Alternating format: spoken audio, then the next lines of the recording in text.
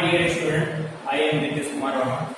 आज मैं आप लोगों के लिए नेक्स्ट टॉपिक लेकर के आया हूँ internal structure of human heart. मानव हृदय की आंतरिक संरचना के बारे में हम आप लोगों को बताएंगे कि मानव हृदय की आंतरिक संरचना में कौन कौन सी संरचनाएं होती है। ठीक है, जैसा कि आप लोग देख रहे हैं कि इसका फिगर जो है हम बनाए हैं। इस फिगर में आप देखिए कि जैसे यहाँ पर कई प्रकार की संरचना, पहले ह्यूमन हार्ट में आप देखेंगे कि मतलब जो 4 चैम्बर्स होते हैं, 2 एट्रियम यानी एक लेफ्ट एट्रियम या जो है आप कह सकते हैं बायां अलिंद, बायां अलिंद और जो है बायां नीलय, बायां नीलय। तो इस प्रकार से 2 स्ट्रक्चर होते हैं। इधर जो है आप कह सकते हैं दायां नीलय, दायां नीलय और दायां अलिंद, दायां अलिंद। तो इस प्रकार से 4 चैम्बर होते हैं। दाएं अलिंद और दाएं नीलय के बीच में एक वाल्व लगा होता है।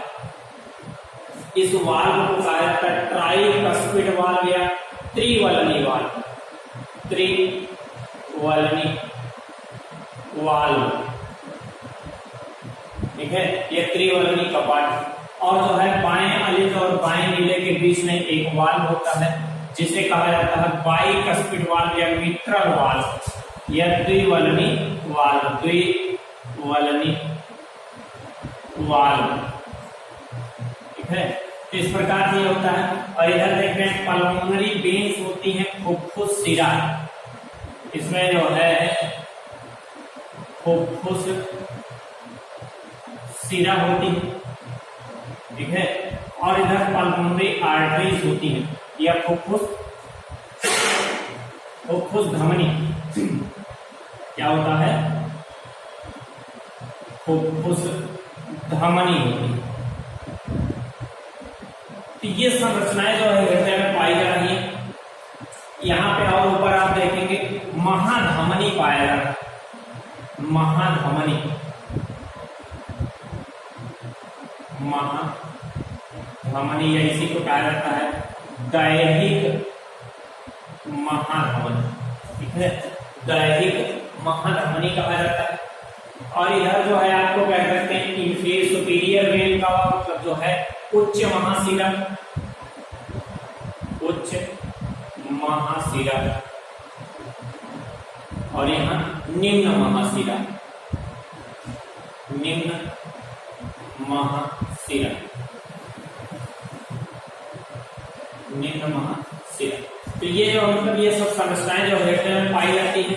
दूसरा जो मतलब इसकी जो पेशियां होती है इसे मायोकार्डियम कहा जाता है या कार्डियक मसल्स होती हैं जिनके थ्रू जो है हार्ट की संरचना होती है। हृदय की संरचना जो है कार्डियक मसल्स के थ्रू होती है।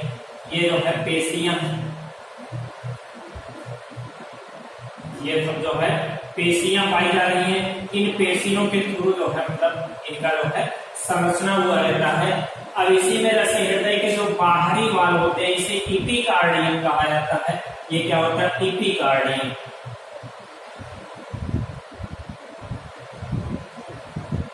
इपिकार्डियम या बाह्य हृदयावरण, और जो है इसे जो है इंडोकार्डियम कहा जाता है,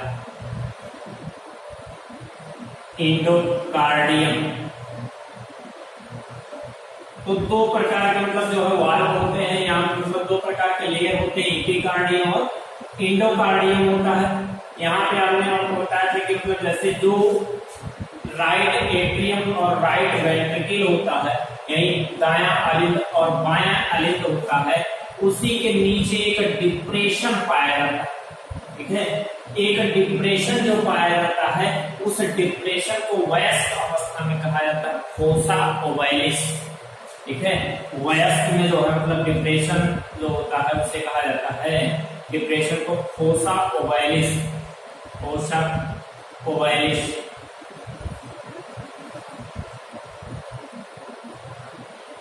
और यही जो एम्ब्रियो स्टेज में जब होता है इसको कहा जाता है फोरामेन, फोरामेन ओवैलिस।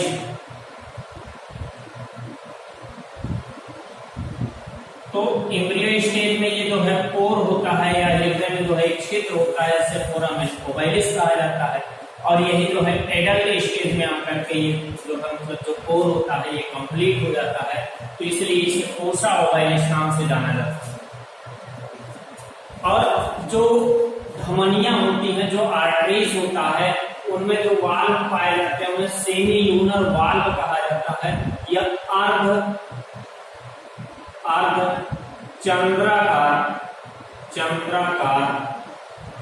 कपाट या वाल्व। तो अर्ध चंद्राकार कपाट पाई जाती है, यहाँ पर ये दिखाया गया है।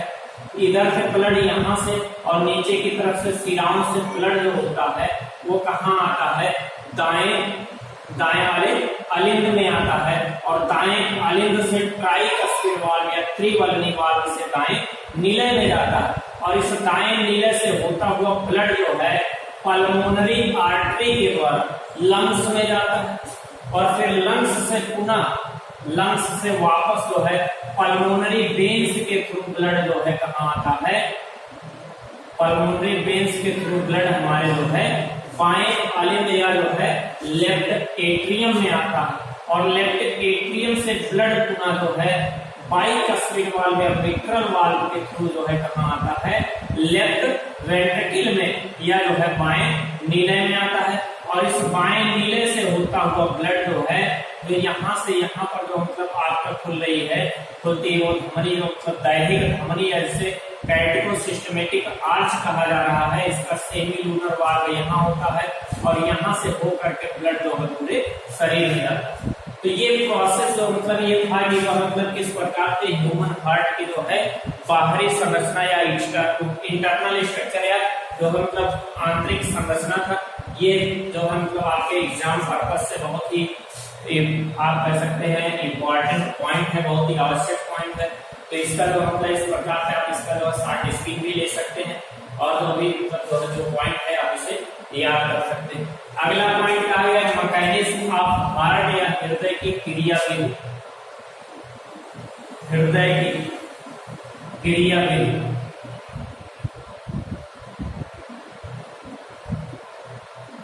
हृदय किस प्रकार से क्रिया करता है, इस पॉइंट की बात की जा रही है कि हृदय मतलब इसकी क्रियाविधि किस प्रकार से होती है। हृदय की क्रियाविधि का मतलब ये होता है कि हृदय जो है एक बार जब ब्लड को पंप करता है, जब इसका जो ब्लड पंप करेगा उस समय इसमें जो है प्रकुंचन हो गया, मतलब जो है आप संकुचन कह सकते हैं, या जिसे सिस्टोल कहा जाता है, जिसे क्या कहा जाता है, सिस्टोल कहा जाता है। यानी हृदय के द्वारा सिस्टोलिक प्रेशर दिया जाता है, और जब प्रेशर सिस्टोल द्वारा दिया जाता है उस समय हृदय का जो आयतन होता है वो कम होता है, और इसके अंदर उपस्थित ब्लड जो है धमनियों में पंप कर दिए जाते हैं। तो सिस्टोलिक प्रोसेस होता है, और उसके बाद फिर जब पुनः जो है ब्लड इसके जो मतलब ब्लड जो है वेन्स के थ्रू हृदय में वापस आता है, उस कंडीशन को प्रकुंचन शिथिलन कहा जाता है, यह डायस्टोल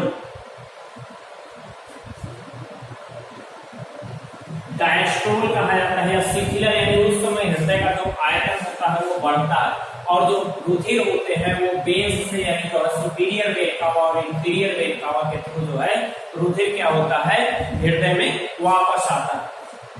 तो ये प्रोसेस सिस्टोल, डायस्टोल या प्रकुंचन और अनुशिथिलन का प्रोसेस चलता रहता है, और इसी प्रोसेस को जो है क्या कहा जाता है, हृदय की क्रियाविधि या जो मतलब मैकेनिज्म ऑफ हार्ट कहा जाता है।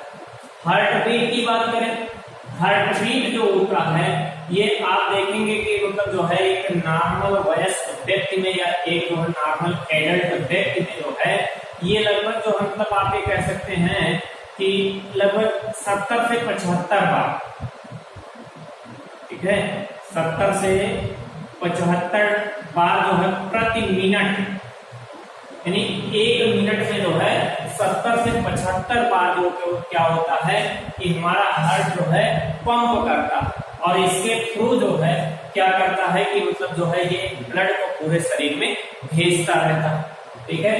यानी पूरा ये आप कह सकते हैं कि 1 मिनट में जो है पूरे 5 से 6 लीटर ब्लड को ये जो है पूरे शरीर में जो है पंप करता रहता है। इस प्रकार से प्रति मिनट में जो है ये 70 से 75 बार, यानी जो है अगर आप इस प्रकार से कहें नॉर्मली एक जो मतलब आप कह सकते हैं मीडिएटेड पॉइंट निकाला जाता है, तो आप कह सकते हैं कि 72 टाइम्स जो होता है वो जो है इतने टाइम्स प्रति मिनट जो है हार्ट बीट हमारा चलता रहता है।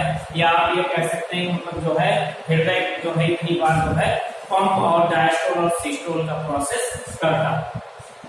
यानी जब एक बार डायस्टोल होगा और फिर सिस्टोल होगा या एक बार संकुचित होगा और उसके बाद जो है शिथिल होगा, वो प्रोसेस एक बार पंपिंग प्रोसेस कही जाती है। तो और उसके बाद का पॉइंट आपका है ब्लड प्रेशर। ब्लड प्रेशर को मापने के लिए स्फेगमोमाइनोमीटर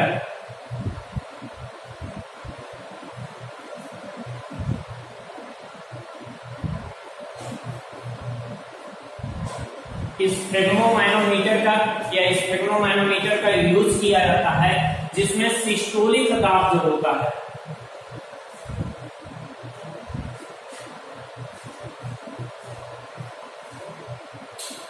सिस्टोलिक प्रेशर जो होता है वो 120 mmHg होता है। 120 mmHg यानी जो है ब्लड जो है आर्टरीज में 120 mmHg के जो है प्रेशर से जो है फ्लो होता है या बढ़ता है। और डायस्टोलिक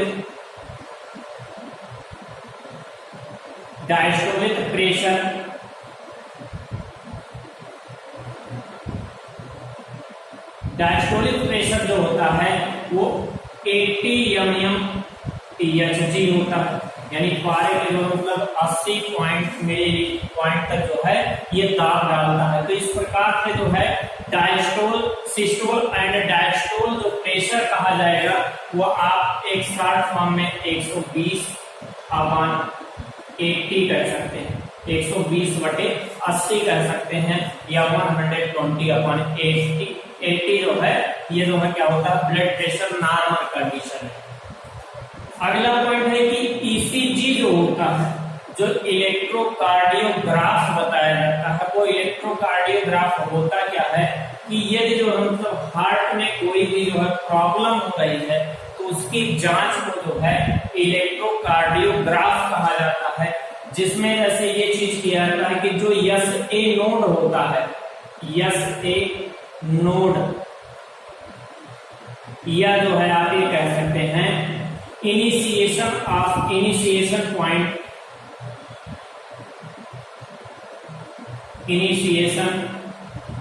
पॉइंट ऑफ हार्ट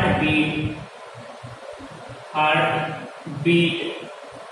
तो हार्ट बीट का जो इनिशिएट करता है या शुरुआत करता है जिससे SA नोड कहा जाता है, साइनो आरिकुलो वेंट्रिकुलर नोड जो पाया जाता है राइट एट्रियम में, ठीक है।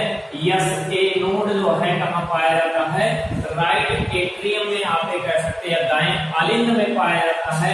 तो इसी के द्वारा स्पंदन का प्रोसेस होता है। SA नोड से फिर जो है AB नोड होता है, AB नोड आरिकुलो वेंट्रिकुलर नोड जो है स्पंदित होता है या उसमें जो हम लोग सेंस जाते हैं। फिर AB नोड से बंडल ऑफ हिस होता है,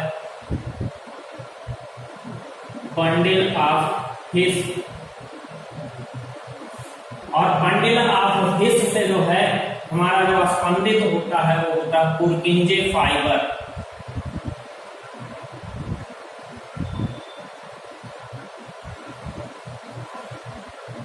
पुरकिंजे फाइबर यानी इस प्रकार से स्पंदन जो है SA नोड से उठता है और इसी को जो है पेस मेकर भी कहा जाता है। SA नोड को पेस मेकर भी कहा जाता है। तो इस प्रकार से इसके थ्रू जो है हृदय स्पंदन चलता है और इसी चीज को मीजर करने के लिए या हृदय के क्रियाविधि को मीजर करने के लिए डॉक्टरों के द्वारा एक जांच की जाती है जिसे कहा जाता है ECG जांच। और ECG को ही पूरा नाम होता है इलेक्ट्रोकार्डियोग्राफ। तो बेटा हमारा लेक्चर यहीं तक, आगे हम नेक्स्ट टॉपिक में बताएंगे आपको नेक्स्ट पॉइंट। Thank you.